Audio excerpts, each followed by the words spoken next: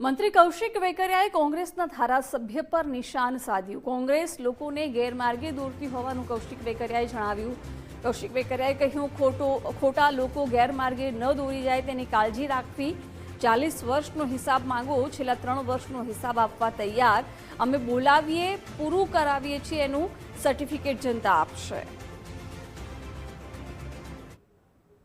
લેખાજોખા તો ટાઈમે થતા હોય છે, પણ ખોટા લોકો આપણે કઈ ગેરમાર્ગે ન દોરી જાય એની પણ આપણે કાળજી રાખવાની છે। સાબડું જોગજો એકવાર, ક્યું સાબડું ન બેસે એટલે તમને ખબર પડશે।